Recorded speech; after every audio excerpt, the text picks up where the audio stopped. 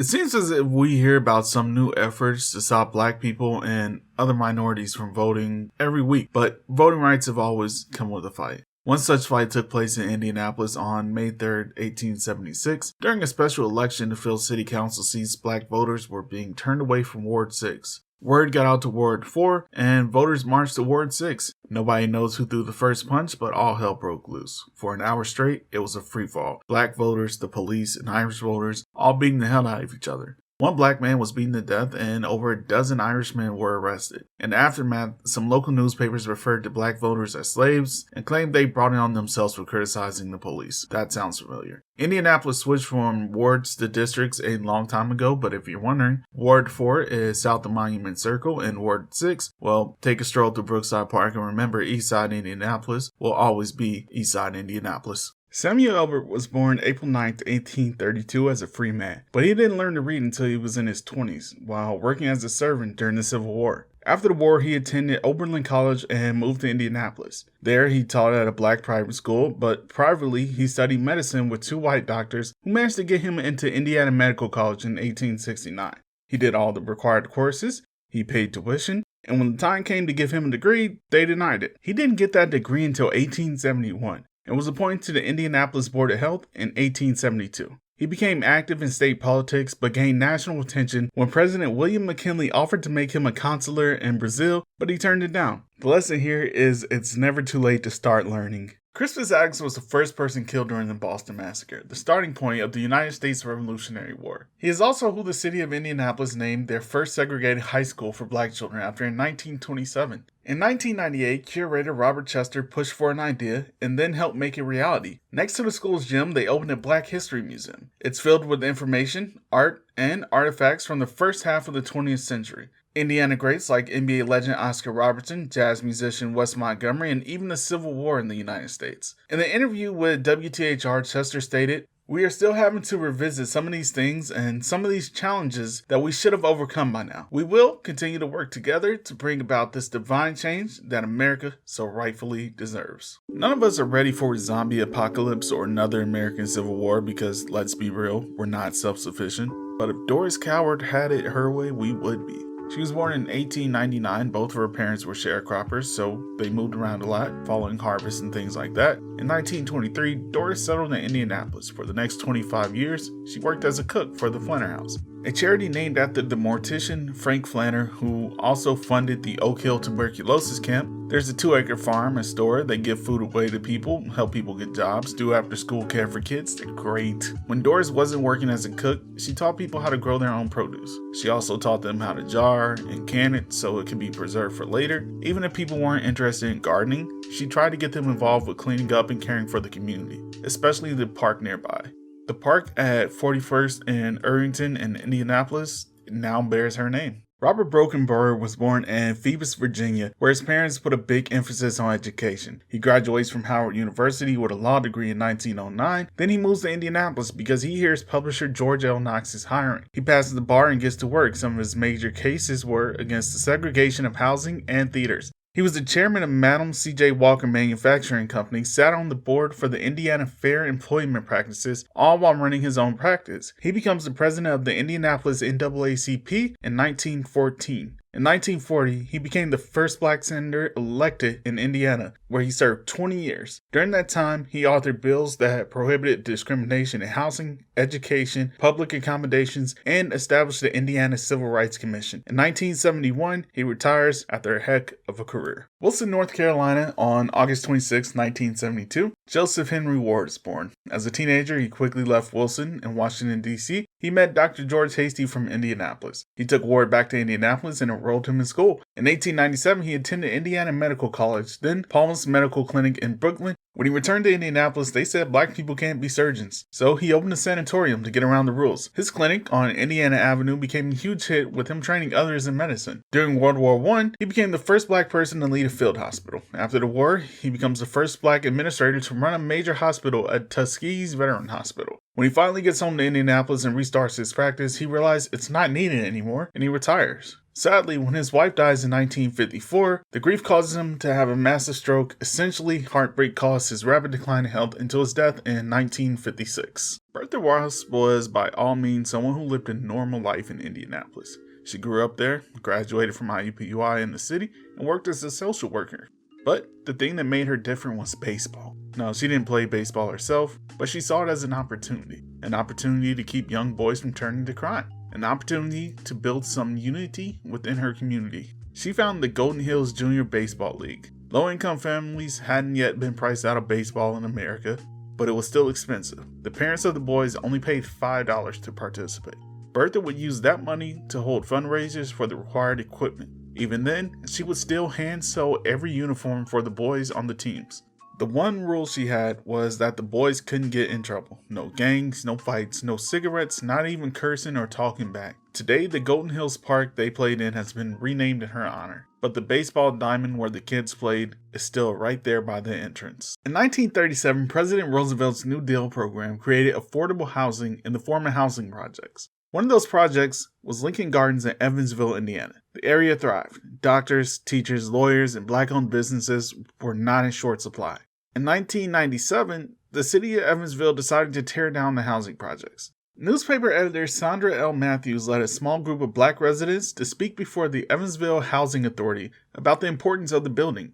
In January of 1999, the Evansville African American Museum opened its doors in the former Lincoln Gardens. It just goes to show that if you really care about your community, you'll take the effort to preserve it. Richmond, Indiana was home to a small record label called Jeanette Records that started in 1917. It could be called local, but it had a global reach. Originally, it was just a label for recordings made by Star Piano Company after closing the original Star Records. Despite focusing on what was called hillbilly country, they ended up with a mountain of early jazz, gospel, and country recordings by black musicians. Either through great foresight or coincidence, they managed to make and press albums for Louis Armstrong, King Oliver, Fats Waller, Duke Ellington, Charlie Patton, J. Bird Coleman, Thomas Dorsey, Big Bill Broonzy, and Sam Collins. Now, I had to admit they released a KKK record, but the KKK didn't make it to their Walk of Fame, and that record is lost to history. But the recordings of black musicians they recorded and distributed around the country are still available today, providing a legacy and history of black music. George Levi Knox was sold into slavery at the age of 3. During the Civil War, his master took him to fight on the front lines. I'm sure Knox thought about his wife and 4 children he had, and he still decided to run across to the other side. He joined the 55th Indiana Infantry Regiment and worked as a carriage driver. When the war was over, he moved to Indianapolis and brought his family. For about $10,000 in 1884 money, or over $300,000 in today's money, he purchased a barbershop. It only served white people, but he would only hire and train black barbers. It was strange, but it was a big success. It allowed him to purchase a Negro League team, the Indianapolis Barber Baseball Club, as well as operate the Indianapolis Freeman newspaper. Fun fact, George Levi Knox II of Tuskegee Airmen fame is his grandson. Christmas Day in 1834, James Sidney Hinton is born in Raleigh, North Carolina. His family moves to Terre Haute, Indiana, where he works as a part-time barber while going to school. During the American Civil War, he travels to Massachusetts to be a recruiter for Color Troop. In 1863, he finally returns to Indiana and chooses to pursue a career in politics. He starts by speaking at campaign rallies and churches. In 1872, he's chosen to speak at the Republican National Convention. His performance here gets him appointed to be trustee of Wabash and Erie Canal Fund in 1873, making him the first black person to hold state office in Indiana. In 1880, he's elected to serve a term in the House of Representatives, again, the first black person to do so. He stayed dedicated until death,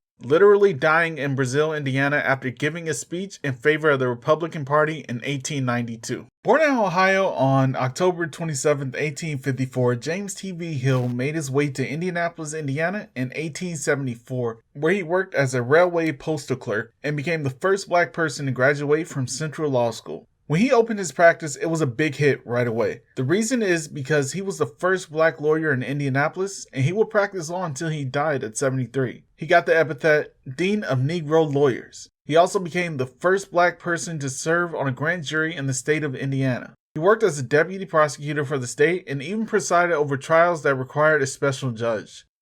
Through it all, he fought continuously for children's rights, women's rights, and of course improving race relations within the city. Lillian Parker Thomas Fox was the daughter of Pastor Bird Parker and Jane Jeanette Thomas, a schoolteacher. Born in 1854, she was born in Chicago, Illinois, but they raised her in Oshkosh, Wisconsin. In the 1880s, she moved to Indianapolis and began working for the Indianapolis Freeman, a black-owned newspaper. But in 1893, when George Knox took over the paper, she retired.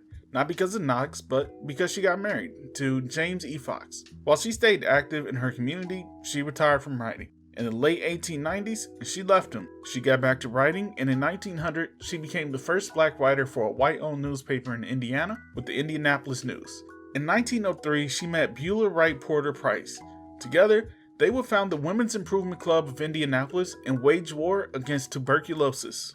Franklin Roosevelt's New Deal allowed for affordable housing to be built across the United States in the form of housing projects or public housing. One of those was Lockfield Gardens in Indianapolis along Indiana Avenue. Indiana congressmen have always had beef with the city of Indianapolis, and they tried to stop the project like recent efforts to stop bus rapid transit in the city over recent years. The city built it anyway, including a new school and shopping center to go along with the 748 apartments. Indiana Avenue became a hotbed for black culture in the city. In 1976, they were closed, not because they were in bad shape, but because federal judge S.Q. Dillon felt they caused segregation. In 1980, they were used to host competitors for the Pan Am Games, and as of 1983, only 6 of the buildings remained. Madam C.J. Walker commissioned the construction of a theater on Indiana Avenue in Indianapolis, the center of the black community at the time. Unfortunately, she passed away before it could be completed. Along with Freeman Ransom, Walker's daughter, Alayla Walker, made sure construction was completed. The building was also the headquarters for Madam C.J. Walker Manufacturing Company. Through the 50s and 60s, legends like Wes Montgomery and Freddie Hubbard performed there. Unfortunately, it fell into disarray by the late 70s. However, a group of citizens spent over $2 million restoring the building. It's now a historic landmark featuring seating for just under 1,000 people, 2 restored ballrooms, and houses artifacts of the original theater's decor, as well as Madame Walker's products. Mari Evans wasn't born in Indianapolis, but Toledo, Ohio, on July 16, 1919. After her mother's death when she was 7, her father encouraged her to work on her writing to channel her grief. She attended the University of Toledo, but dropped out. She chose to travel along the East Coast, working with jazz musicians, one of which was Indianapolis legend Wes Montgomery. Whatever he said to her about Indianapolis convinced her to move there, and she immediately integrated herself into the city. She taught at IUPUI, Purdue, Cornell, Spelman, and a few others, and she hosted the Black Experience on WTTV, all while leading theater groups at the local YMCA and Girls Inc. Her book of poetry, I Am a Black Woman, became the foundation for the Black arts movement due to its unapologetic nature and depiction of blackness. In addition to poetry, she left plays, children's books, and essays, all of which have been studied extensively as some of the limited work from black women who are scholars. Mercer Mance is born on December 23, 1910. He first graduates from Howard University in 1931, then Harvard Law in 1934. Then he decides to move to Indianapolis, Indiana, where he sets up his own law practice. He serves in a laundry list of roles: Mayor's Commission on Human Rights, Board of Marion County Social Health Council, Community Service Council, Special Commission on Education, Board of Public Safety, Indiana's Supervisor for National Youth Administration. During World War II, he also serves as part of the Signal Corps. The big one is in 1958, he becomes the first black judge elected to the Marion County Superior Court. He serves 4 terms before returning to private practice in 1978. We could be here all day listing his accomplishments, but I only have 60 seconds before YouTube cuts me off. Robert Bruce Bagby is born on September 3, 1846, to formerly enslaved people who bought their own freedom. In 1857, the family moved to Oxford, Ohio, a town with a significant black population. During the Civil War, he joined Indiana's 28th Regiment of Colored Troops. After the war, he attended Oberlin College, the first predominantly white college to admit black students. After graduation, he moves to Indianapolis and becomes the principal of IPS number 17, Booker T. Washington. In 1877, he becomes the first black person to serve on the Indianapolis City Council. Later that year, he and his brothers Benjamin and James formed Indianapolis' first black newspaper, the Indianapolis Leader. The sale of the newspaper allows him to purchase a Master's of Law at George Washington University, formerly known as Columbia University. He takes a job as a clerk for the U.S. Treasury before returning to Indianapolis in 1890 to work as the county clerk and create his own law firm. On June 20th, 1853, U.S. Marshals arrested a man named John Freeman. He was a painter and a restaurant owner who had come to Indianapolis in 1844. Why? Because John Freeman was a black man, and a preacher named Pleasant Ellington claimed that John was an enslaved man named Sam who had run away 17 years earlier. He wished to re-enslave John under the 1850 Fugitive Slave Act. It goes to trial, and Freeman is defended by John L. Ketchum, Lucian Barber, and John Coburn. They put in work. They proved Freeman was a free man in Georgia. They also found the real Sam in Canada, and no, they didn't look alike. Ellington's son even said that his dad was lying. Freeman sued Ellington for the lie. He sued the U.S. Marshals, who stripped him naked to be identified and forced him to pay $3 a day while in prison. He won both cases but never got a dime for either one. After this, he sold everything before the Civil War and moved to Canada. Lucy Higgs Nichol was born enslaved on April 10, 1838, but things didn't stay that way. In 1862, while her daughter was young, there was a dispute over who would inherit the enslaved people. Lucy, her daughter, Mona, and several others crossed the Hatchie River to freedom. Lucy found Indiana's 23rd Infantry Regiment and promptly joined them, where they loved her. She had no complaints about chores, taught them how to forage in the wilderness, and was a great nurse. Her daughter died during the Civil War, and the regiment held a full funeral because they considered them to be family. When the regiment was furloughed, she returned to New Albany, Indiana with them. At the Civil War's conclusion, she went back to Indiana. The United States initially denied her nurse's pension, but 55 members of the 23rd Regiment proved they were her family and went to Congress. A special act was passed to award her the pension. John Leslie Montgomery, better known as Wes Montgomery, was a jazz musician from Indianapolis, Indiana. He was from a big family, 2 older brothers, Thomas and Monk, a younger brother, Buddy, and a younger sister, Irvina. However, his parents split up when the children were young. Thomas, Wes, and Monk moved to Ohio with their father. Monk would jump out of school to work full-time selling coal and ice, but he would take his earnings to buy Wes a guitar from a pawn shop. That guitar would change Wes' life forever. Before he was 20 years old, he had already been playing in clubs and traveling to different cities to play. Throughout his short life, he would become influential in jazz, bringing the first change of guitar style in decades with the thumb-plucking style he became famous for. One day many years ago, I was at an art museum, visiting the small section on Black American artists, and I was drawn to one picture in particular. I don't know if it was the different blues or the way the lights were reflected in the puddles of the rain. It was a portrait of a rainy night near a friend's home. It was painted by William Edward Scott. The painting in question had been created shortly after he moved to Paris for a few years. He was a painter from Indianapolis. I had never heard of it at that point. He was raised there, studied art there, but traveled the world painting. At one point, dozens of neighborhoods in Chicago featured murals he had painted. His work often depicted black people just living, relaxing, shopping. While some people hated it, the work still became a huge part of the Chicago Renaissance and an inspiration for many artists that came after him. Beulah Wright Porter Price was born in St. Louis, Missouri. After her mother became a widow, she worked as a seamstress to support the small family as Beulah attended school. Around 1880, she moves to Indianapolis, Indiana. In 1889, Beulah begins working as a school teacher. In 1893, she marries Jefferson D. Porter. Then she quits her job so that she can attend Indiana Medical College. In 1897, she opened her medical practice, becoming the first black woman to be a doctor in Indianapolis. However, people weren't interested in being treated by a black woman. She often had to return to teaching. In 1901, she closed her medical practice and committed to being a principal of Robert Gould Shaw School. But that wasn't the end of her medical career. Only the beginning, really, as she would spend the next decade fighting the tuberculosis epidemic in Indianapolis while still working as a school principal. Hurley C. Goodall Jr. was born May 23, 1927, and lived in Muncie, Indiana for his entire life. It's 93 years. After his father's death, his family received welfare as his brother also had polio. After high school, he served 2 years in the Army and then became the first black firefighter in Muncie's history. He doesn't stop there. He joins the Muncie Human Rights Commission. Then he becomes the first black member of the Muncie School Board. In 1978, he takes on a new role. He's the first black person elected from Delaware County, Indiana, to serve in the House of Representatives, and he holds that spot until he retires in 1992. Along the way, he's strong-arming the GOP for limiting black voters' rights, advocating for MLK Day, and waging a war on the KKK. It's a heck of a story. John Tucker was a man born enslaved in Kentucky, but he persisted. He obtained his freedom and moved to Indianapolis. Once there, he got married and had 2 children, Mary and William. He built a life working as a farmer. On July 4th, 1845, he was walking along Washington Street downtown. A drunken white man named Nicholas Wood began to attack Tucker.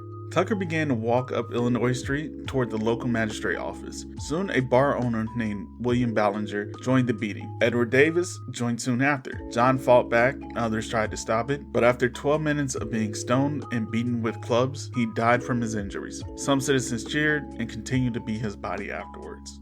Katie Beatrice Hall is born April 3, 1938, in Mount Bayou, Mississippi. She attends Mississippi Valley State, moves to Indiana, gets her master's from Indiana University. From there, she moves to Gary with her husband and starts a family. In 1962, she gets involved with local politics, working to get Richard Hatcher elected as mayor of Gary. In 1972, she runs for a seat on the city council, but comes up short. However, in 1972, she still wins a seat in the Indiana House of Representatives. She's not there for long. She runs for the Senate in 1976. With Julia Carson, they simultaneously become the first black woman in the Indiana Senate. She's a key part of getting MLK Day as a federal holiday. She held the position into 1985 while still working as a teacher. In 85, she also becomes the city clerk of Gary. Unfortunately, her political career came to a halt with some attempted but not completed racketeering charges in 2003. There's a big difference between attempt and completion. Julia May Porter Carson was born on July 8, 1938 in Louisville, Kentucky, but didn't stay long. Her single teenage mother, Velma Porter, moved Julia to Indianapolis, specifically Hallville. She worked as a housekeeper, and when Julia became old enough to work, she inherited her mother's work ethic, waitressing, delivering newspapers, anything she could, all while attending school. A chance meeting with Congressman Andrew Jacobs Jr. led to her being hired as a caseworker. Jacobs convinced her to run for the Indiana House of Representatives. In 1972, she won. In 76, she runs for the Indiana Senate and she wins again and again 14 years straight. In 1997, she runs for the U.S. House of Representatives and wins. She holds the seat for 10 years straight. Of course she did. She never lost a single election in her entire life. And why would she? She spent her entire life showing how she cared for people and keeping it real.